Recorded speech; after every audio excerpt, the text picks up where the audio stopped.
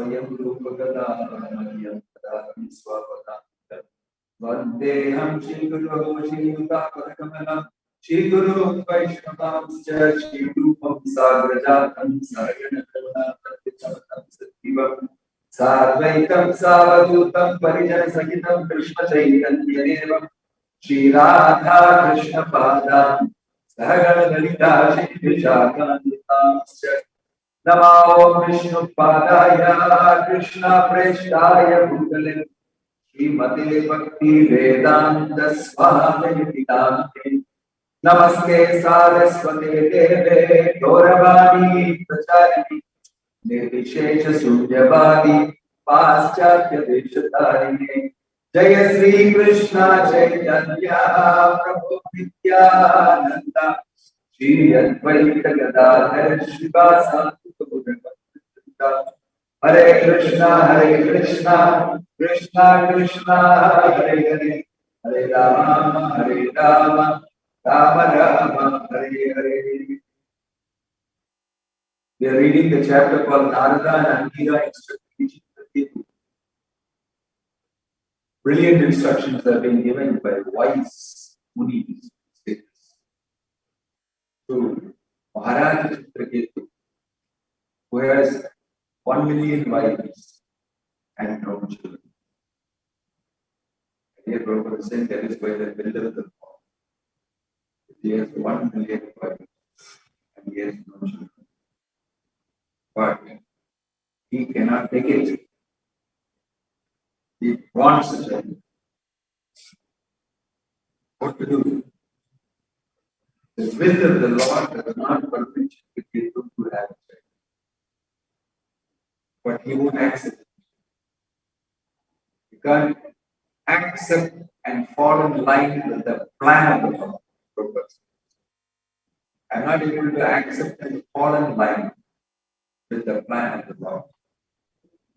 And therefore, I suffer frustration. The last statement of the here.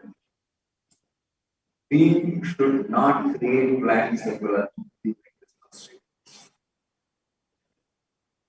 So, frustration, working the other way around, frustration is because you're in a plan that is not in line with the Lord's plan.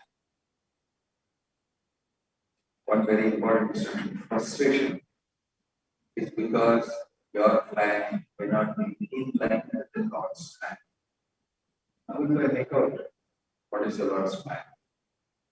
When your plan doesn't function, you know it is not the Lord's plan. At least that much you know for sure. But you may try it again and again and again and again. 1 million ways to try. It didn't work out. It is not that, it's very interesting.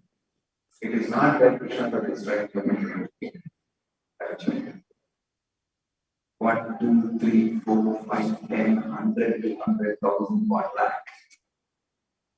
And then Krishna would have told, no, it's okay to have a child. Try very hard. But it looks like Krishna did not say so. Krishna did not will so.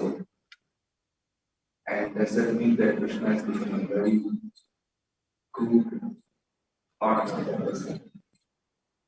Or does it mean that King Chitraketu should understand that he should not have separate plan of his own, but should surrender to the Lord?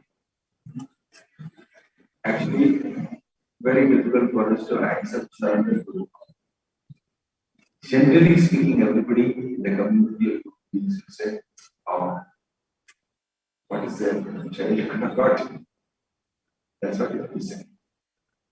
This is the meaning of what Krishna is telling in Bhagavad Gita. Prabhupada says, Krishna demands surrender. He uses the word, Krishna demands surrender. This is where they make a difference. This is where it can become common Hinduism or pure devotion. This is the distinction. Prabhupada is saying Krishna demands surrender. And you can see that here.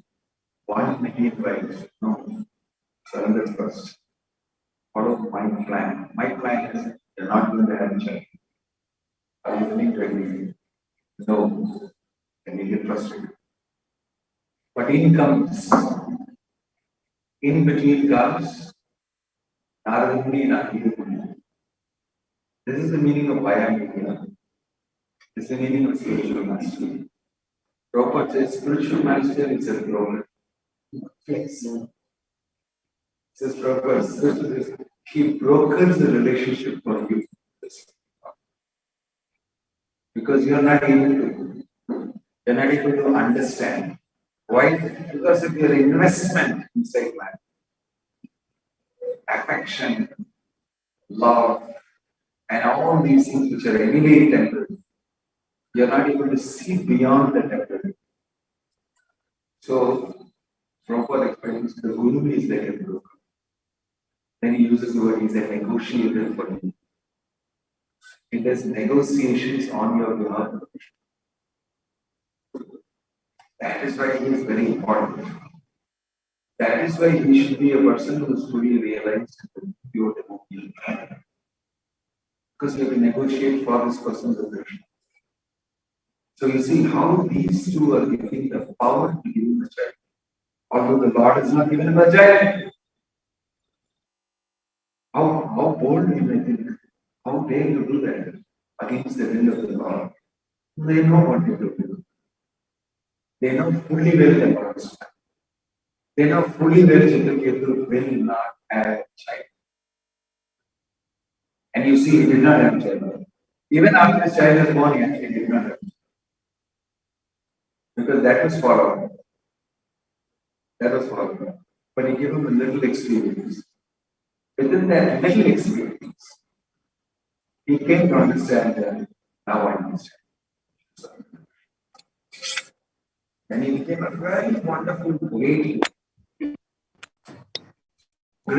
name spoken about. Then he became the Dhritarashtra. And became even glorious. How to understand that the plan of the Lord is different for different people. For each one of us, Krishna has got a plan. And it is different for each one of us. It's not all the same because we're all different. They're not all the same. They're individuals.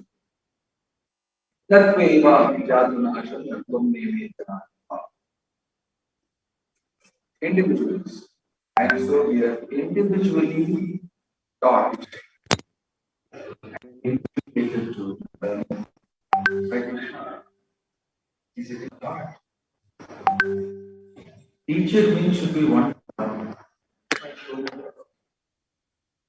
I am for your sake manifested in your heart individually as your teacher. Not that in a nice school, one teacher will come to board at 50, 30, 100 people who all should have no connection to relationship. See how Krishna is a teacher, one to one, in your heart, coming externally as the Guru, coming as so many devotees around you. And in this way, Krishna is affecting your education. And you can see here the story of Maharaj Chitraketu's education. The same type of education occurred to Maharaj in a different way. Krishna personally came as Brahmacharya, and from inside his heart as Paramatma he influenced. And his external Guru was influenced in the opposite. It was so interesting. The agency of Guru, Shukracharya, was against him surrendering to the Lord. Something went wrong even in the Radha in Krishna's system. His agent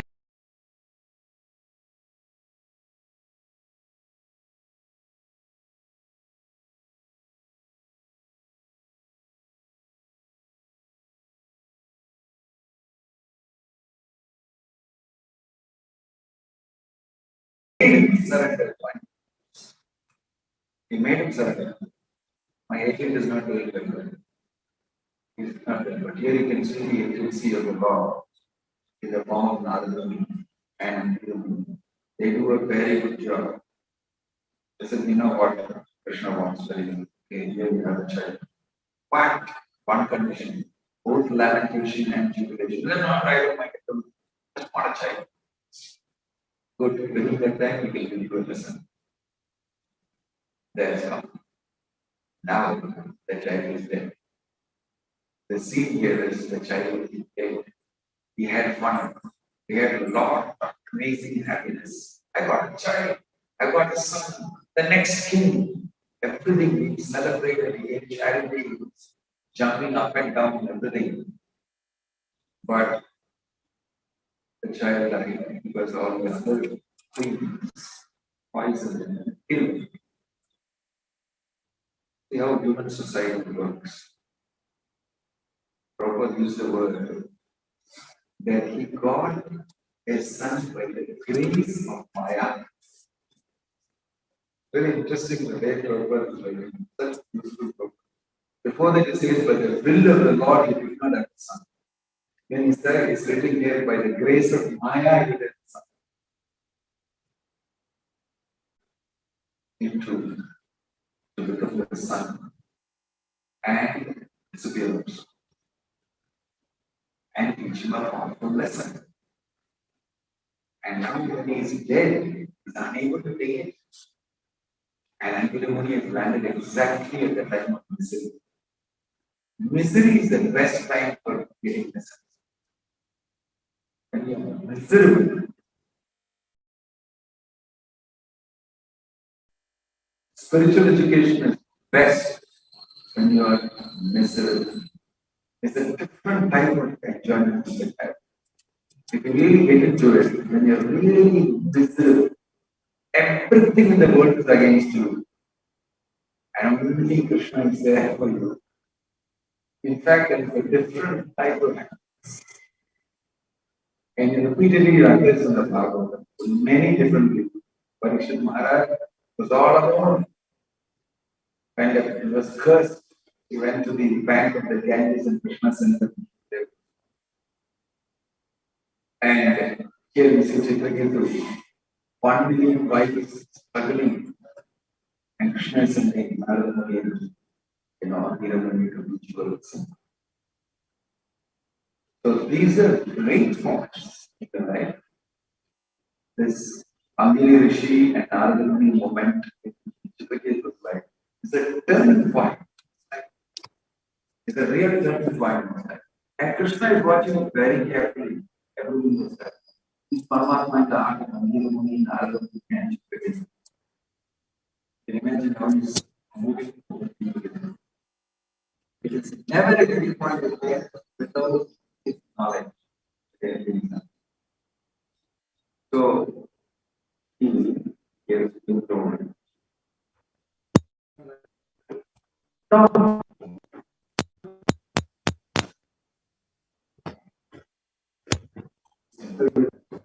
You can see that this question, O king, what relationship does this dead body for which you have with you? And what relationship do you have with you? What a question to ask. Yes, no, so they really actually not in the listening. Both of them. And he said, what relationship they have with this? Is there? Is there only? Is there only? No, it's dead body. It's not there. So you know, the body and soul are different. Because, but what relationship is dead body as well? Why are you crying for this dead body then? Can the question being asked? You may say that you are not related as father and son, but do you think this relationship existed before? Does it truly exist now? Will it continue in the future? Asking you to trust. Miserable in his spirit. Beating his chest and holding it. His life is completely lost. Where deep misery. Coming and asking this question. What relationship is dead body as well with you? What a question to ask. Will you do this? Will you go condolences in them? To pay for condolences. Actually, this is what you should do for condolence. This is a great condolence. Now we have given one of the best condolences for this. What relationship is that body has got with you? Right? Instead, what we are going to do? Cry on and the great loss on that. We take all sorts of things because they are registered. Very sad, sad. and you speak a few words and you come away very like, because illusion is always nice. Illusion that is illusion that my children will be perfectly all right, and only their children die, mine will be all right. And an illusion, as this verse is about, Parenthood and the illusion of parenthood. Recording in progress. Vast instruction. Right? So you can just put yourself in this position and say, oh, especially with your parents. They have come to ask, when you are in a very comfortable position, these things can never be taught to you. They knew that. Put in such a position. Now, they are cross questioning. Putting him inside the situation is what I mean by immersive experience. An immersive real life experience. It's not an immersive show that you go into a metaverse or something and have an immersive experience. It's an immersive real life experience induced in you by these two very intelligent people. And you are going to go through it. And you can do nothing but get self-realized. This is mercy of Angiri Muni and Narada Muni. We set this person right today. They're determined.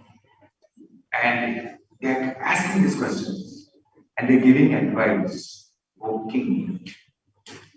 Small particles of science sometimes come together and are sometimes separated into the forms of waves. This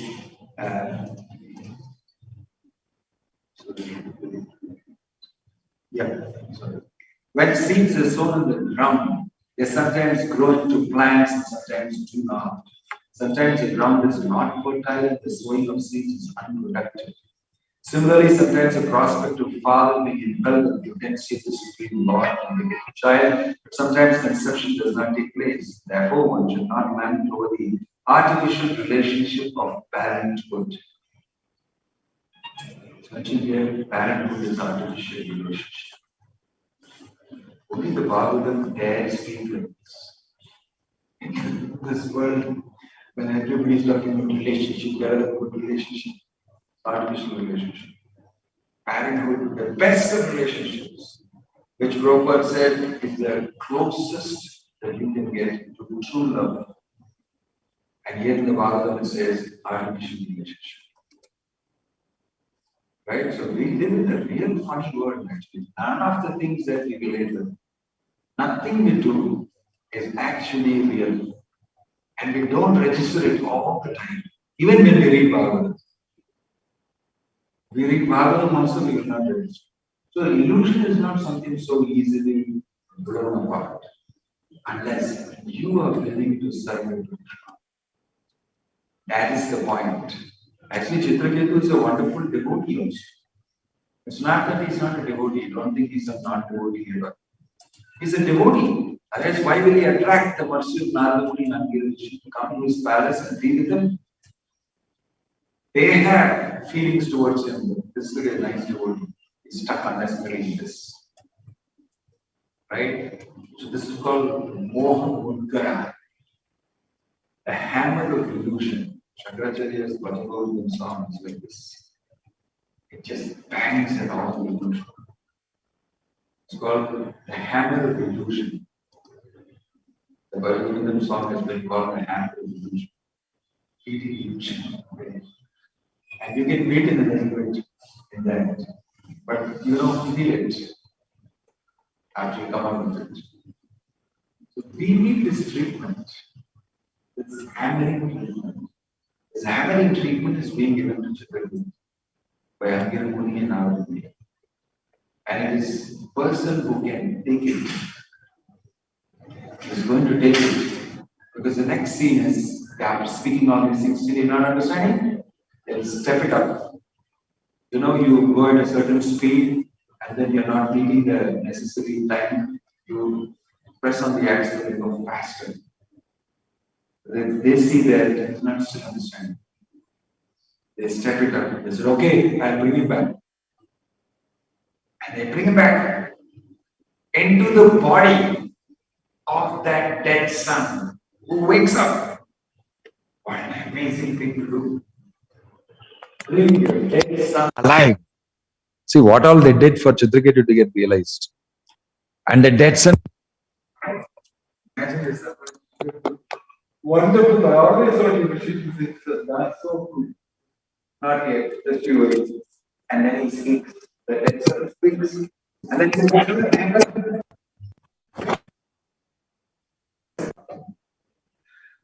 just a hammer is not enough. Okay, another, I tell your son to bash you. Have your son bash up the illusion. That's the best. Step it up. And then the son comes in, oh, why did you call me back? Who are you? Which father? Which Janma? Another slap. That worked. The slap of the son worked wonderfully. Shocked.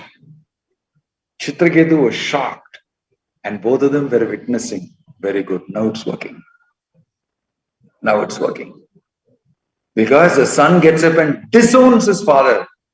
What parenthood? What parent? Who are you? Why did you bring me back here? So many parents have gone through. All useless. The way he spoke, of course, these things are spoken by real children nowadays, even though there's no Chitraketu moment in their life. They're just going to speak it anyway to you. What parent? What did you do for me? What type of sense gratification you gave for me? Look at that. Look at this. Look at this. You did not give me anything. It's a total diametrically opposite remark from this. Similar remark from not a dead son come alive, but a live son going to die. Going to be dead soon. The material world has got these mirror images of the same thing happening in the Bhagavatam, but completely in a different context.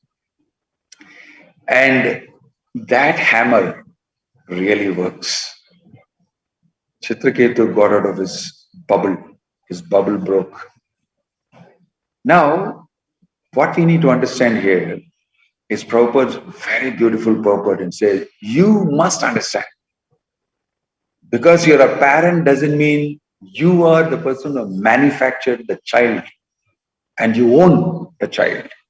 Mine, my production. No, it is not. No, it is not.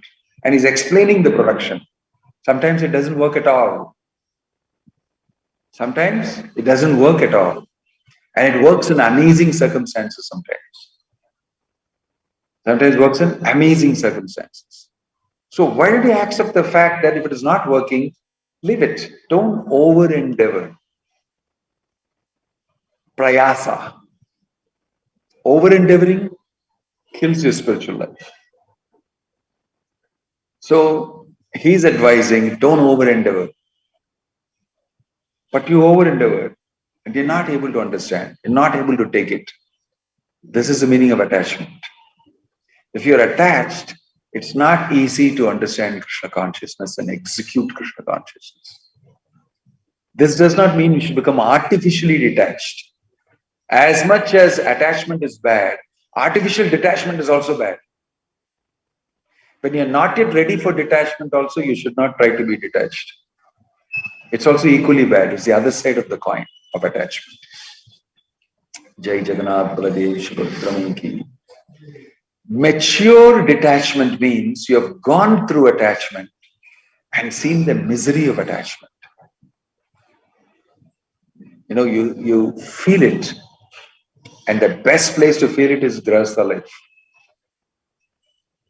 If you have not actually gone through it, mostly you will not have that experience. Mostly you won't have that experience and you won't understand the attachment in real form. It's very deep. And human society is based on that attachment. And human society functions, and it must do so. It must not artificially bypass it. You must be Krishna conscious within that attachment and try to detach in a Krishna conscious way. You cannot detach in an artificial way. It's not recommended because it will break. So, when you see a Grihastha like Chitraketu growing through the pain of attachment, he's actually growing through the pain of attachment. You can see his growth. how he is being pushed through it. This is real Krishna consciousness. It's not that you avoid that whole thing and avoid the growth and the responsibility for that growth. Sometimes people shun grahastha life like as though, no, you must be very careful. Will you be able to substitute that same growth otherwise outside of it? So, human life is aimed at growing in Krishna consciousness. Whatever is favorable for growing in Krishna consciousness, we accept it. If it is grahastha life, it should be accepted. If it is brahmacharya life, it should be accepted. If it is sannyas life, it should be accepted. But the point is to grow in Krishna consciousness. So you can see Chitraketu is being grown by Angira Muni and Narada Muni are both sannyasis. And they know that this person has got great potential. And they're growing him in Krishna consciousness. By bringing in good agents of Krishna. They're not going against, they can easily go and say, Krishna did not give you a child. I gave you a child. There's no such conversation in this. That is cheating. That is wanting to take the position of God. But here you see them never talk like that. And they know we are temporary, this child is temporary, this whole event is temporary. But with the temporary, you will get the permanent. That's the best part of it. There's a very nice shloka in the 11th canto which says that intelligence means using the temporary to get the permanent. What a wonderful statement. And the Bhagavatam says that an intelligent man is he who utilizes his temporary body, utilizes his illusion and situation that we are in, and achieves the permanent. That requires intelligence, that requires good guidance. And you can see that happening here. The good guidance given by Narada Muni and Angira Muni to Chitraketu. This is something that we should study carefully. Chitraketu is allowing it and is maintaining that etiquette. Whatever you say, I will listen to. And now I got the child, I enjoyed my life as being a parent, and now I have to put myself out of it. That also he did. Because he has faith that both these people have my interest at heart. I have that faith. And he surrendered himself to both of them. He may not have surrendered to the will of the Lord in terms of getting a child, but he surrendered to both of them. And they led him to Krishna. They didn't say, therefore worship me, I am actually the Lord. I gave you the child. They led him to be very highly Krishna conscious. And he would forever be grateful to both of them for boldly dragging me through this experience and giving me Krishna consciousness, which is the highest wealth. Right? So these are wonderful conversations. They are very beautiful conversations. They hit exactly the target. So if in parenting, this lamentation, why there is lamentation? When there is lamentation, it's always to do with sense gratification. You cannot lament otherwise. That lamentation which the gopis have is not ordinary material lamentation. It is lamentation on a very different level. It is vipralamba bhava. The same diametrically opposite portion of it in the material world is this lamentation. When I am not able to have that gratification, when will I get it? Sochanti, kankshati. Both these things, lamentation and hankering. He was hankering for a child. And now one stroke he's lamenting for his lost child. Sense gratification is involved. How is sense gratification involved for a parent? Naturally, he'll be attached to the child. Why should he not be? It's very rude, the Bhagavatam, to say that artificial parenthood, attachment. And these two people are cutting the attachment, very busy chopping off the attachment of Chitraketu. But you must understand, beyond that normal emotions, material emotions, something amazing has happened to Chitraketu, which will never happen on his own. On his own, he will never be able to make that happen. So, parenthood is about attachment.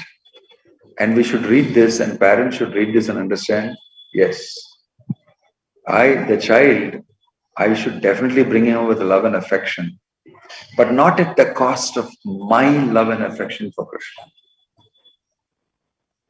Not at the cost of his love and affection for Krishna. The child should not become overly dependent on the parent and you feel great about it. See, he's depending on me. This is a subtle, nice feeling when your child is always surrendered to you and always dependent on you. He's so dependent and you enjoy it. It's a material attachment. But intelligent parents will also do what is necessary and at the same time let go.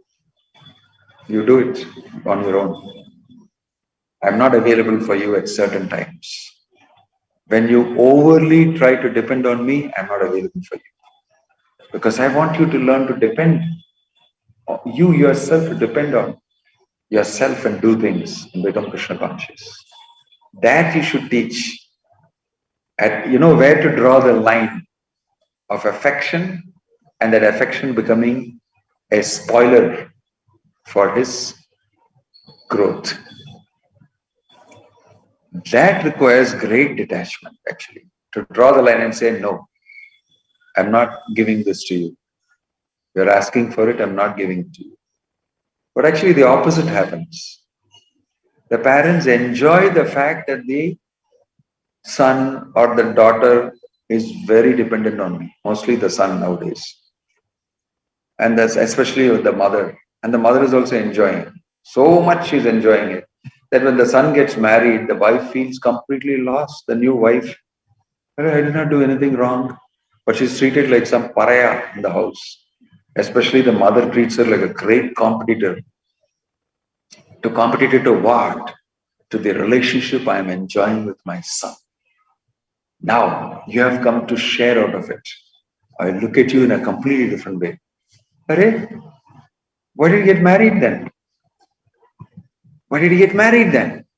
Allow him to be what he should be. They don't allow the son to be what he should be.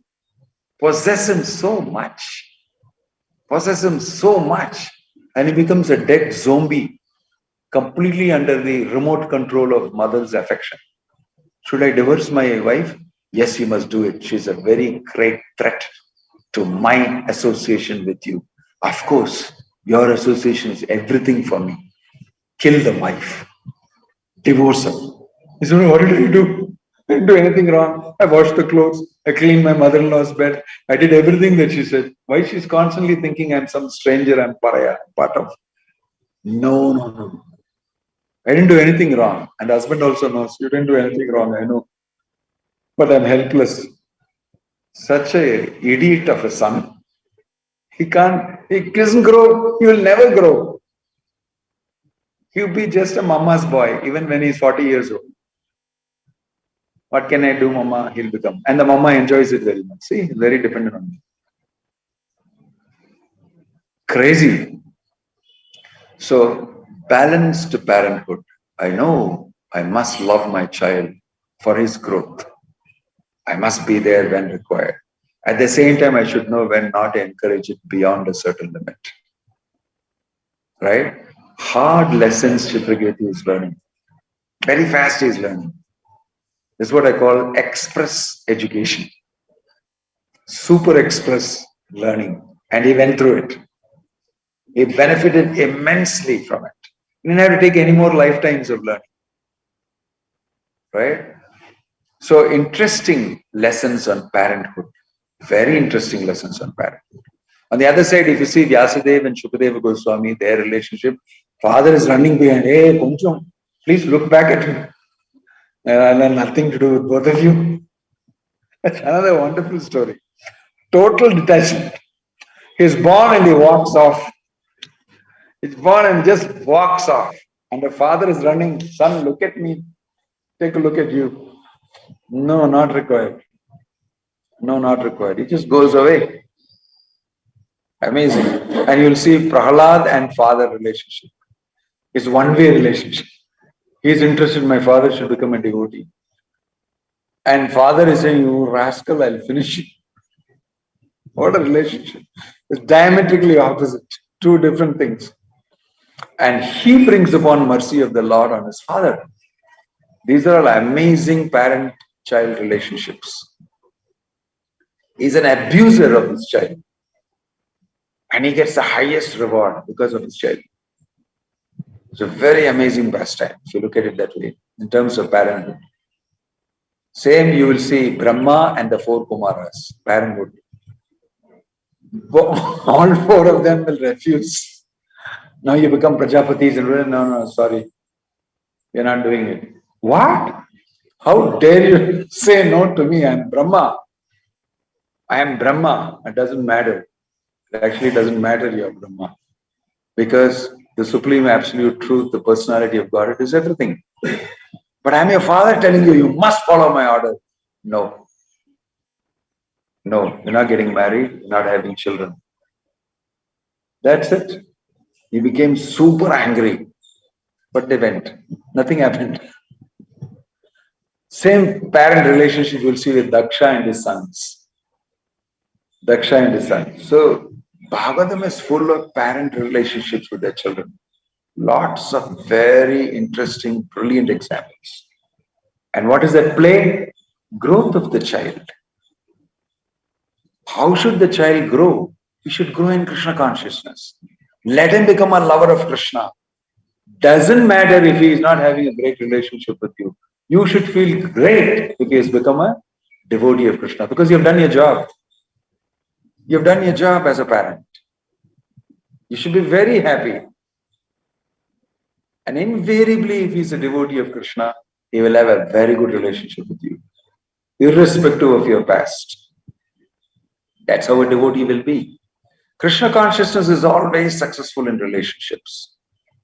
Really speaking, Krishna consciousness is the answer to all relationships, all types of hoods, parenthood, womanhood, childhood, boyhood, you name it, anything, all works best only if you're Krishna conscious in the center. So, Prabhupada's purport explains a lot here. Chitraketu was not destined to get a child by providence or the will of the Supreme. And that's it. It was not meant to be. And he didn't accept that. He didn't accept it. He couldn't be bent. And there was no idea of breaking him. So he's bending, accepting Krishna consciousness, surrendering to Krishna because of the very able counseling and experience given to him by Anguru Muni and Narada Muni. What is really parenthood? What he should actually desire? Om Tat Sat, Jai Srila Prabhupada Ki, Grantaraj Srimad Bhagavatam. Any question or comment?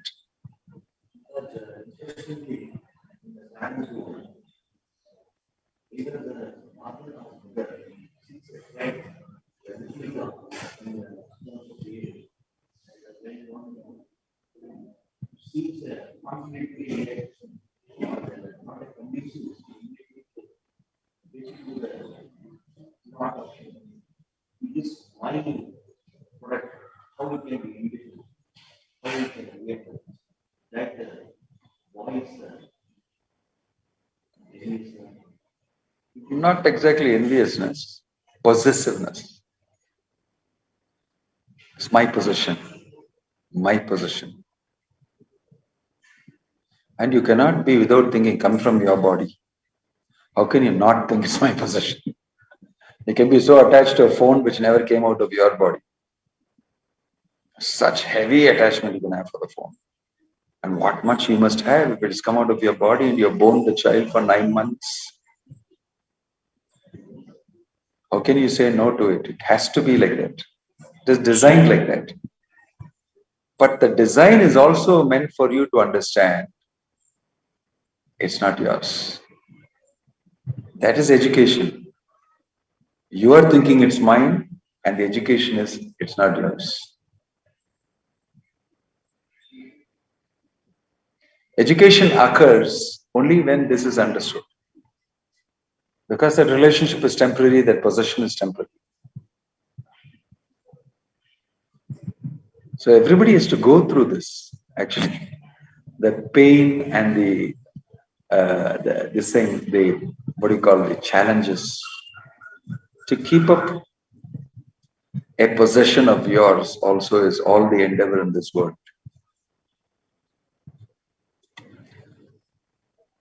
True, that's an important point.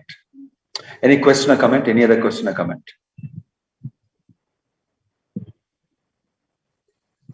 Yeah.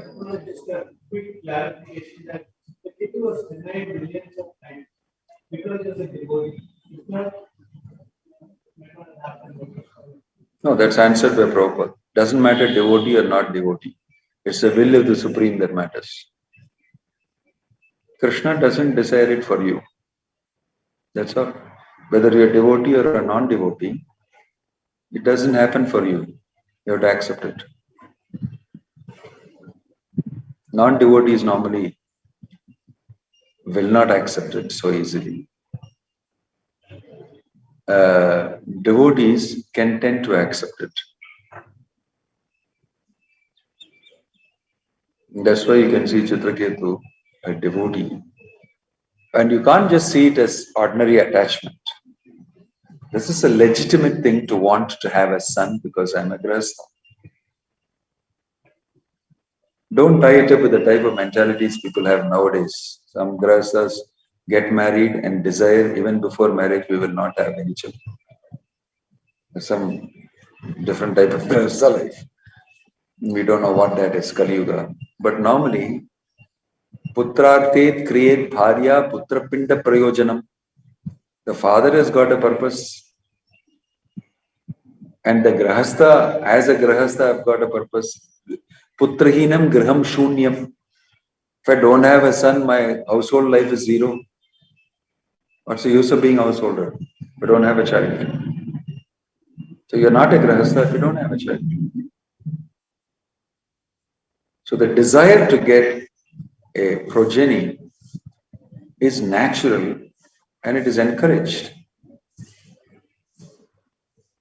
So even so-called non-devotees in various categories, they all also, according to Vedic custom, want to have a child. There's nothing wrong with it. But if you don't have a child, for the reasons like Chitraketu has, not because you're desiring not to have a child, it's because although you want a child, you're not getting a child, then you should know it's the will of the Lord.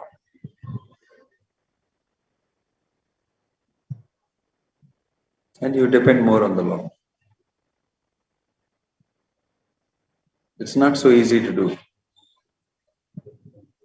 If you're a devotee, it may be a little easy to do. If you're not a devotee, you can't completely get frustrated like nothing. People do all crazy things. They do that homa, this yajna, that, this, everything. It doesn't happen. But amazingly, I've seen devotees get child after they have been exposed to Krishna consciousness, after many years of their life previously never having a child. That's another amazing thing. I've seen quite a few cases actually.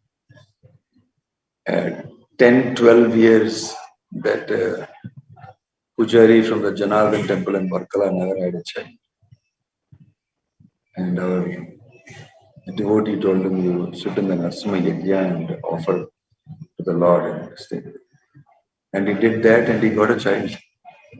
He was completely dedicated to. I have seen several devotees get a child after 8 years, 9 years, 10 years. That's Krishna's blessing. Here Angira Muni and Narada Muni are doing it. Sometimes Krishna himself is doing it. He's a devotee and he desires. I feel like that. That's my understanding. The previously he was not a devotee, but now he's a devotee and he desires to have a child. Maybe Krishna is blessing him with a child. His desire is getting satisfied. And he becomes more of a devotee. He intensifies his devotion to Krishna. So all sorts of things happen. It's all the Krishna's will.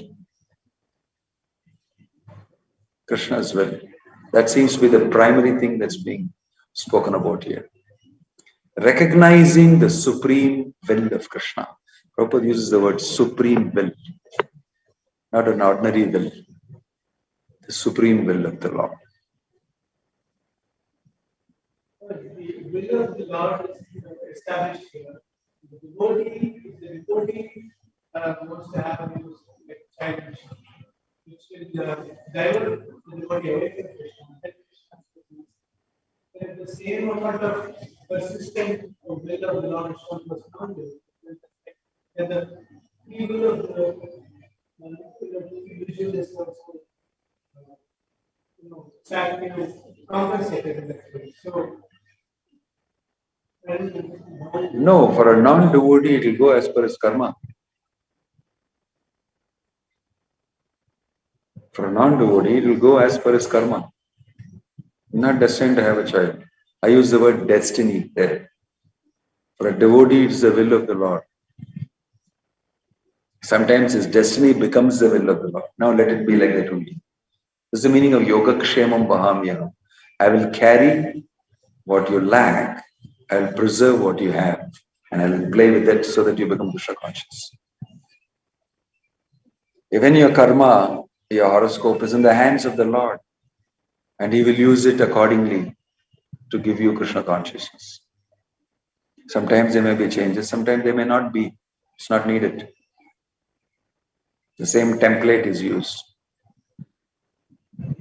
But that's again the will of the Lord. Any other question or comment? Yeah. Brahmacharya's duty towards? What do you think it is? What's a brahmacharya's duty towards his parents? So what do you think it is? How much he should? attend to their desires. Attend to their desires. Depends on the brahmachari which you're talking about. I think he's a devotee, interested in Krishna consciousness, which means that the parents also could be devotees. He has become a devotee in the house, or parents are not devotees, son has become a devotee. These are all different situations. Your question is too general. But I think different situations require different types of analysis and understanding and action. So I presume that you're talking about a situation wherein the brahmachari son is, or let's say the brahmachari, okay, the son is very interested in being a devotee, and the parents are more materialistic and not very appreciative of that. In such situations, because the goal of human life is to become Krishna conscious, you must act according to that without compromising your chance and your opportunity for Krishna consciousness. And you have to nicely sit down with the parents and explain to him what is Krishna consciousness, how it's a great opportunity. And if you don't take that opportunity, I'm very sad about it, but please don't spoil my opportunity and chance. Just sit and talk with them and establish values for yourself and for them. It needs dialogue. Don't act crazy. Don't become a crazy person. Nicely done. You can be assertive without being violent, both in your communication and even physically. You can be assertive. You can be disciplined. You can, at the same time, you can carry out your duties towards your parents, because they are not expecting much in this situation. They're expecting that your possession, my possession should be with you. And they don't know what to do with that possession. That they don't know. I possess, should be with me. How are you going to use this possession? I don't know how to use it, but it's my possession. Sometimes people possess things but don't know how to use it. Situations change. So you have to see and you have to do things intelligently. Like in Chitraketu's thing is being told, how many parents, who parents you are. It's not that our duty towards our parents is eternal. Our duty to our real parents are eternal. Pita ahamasya jagato mata data pitamaha. Krishna is telling, I am your father, I am your mother, I am everything to you. That duty is eternal. That duty is eternal. The sacrificing the eternal duty for the temporary, you should think whether it's a wise thing to do. You should try to marry them together and try to say, yeah, I'll do this also, but there also. You should strike an understanding. If it doesn't work out, you should go to the next step and next step and next step. What to do? It's Kali Yuga. It differs from person to person, situation to situation. You can't have the same solution for every situation. It's different. So that's the general answer to the general question that you posed. Yes, any other question or comment? Om Tat Sat Hare Krishna Grantaraj Srimad Bhagavatam Ki Nithai Guru Premanande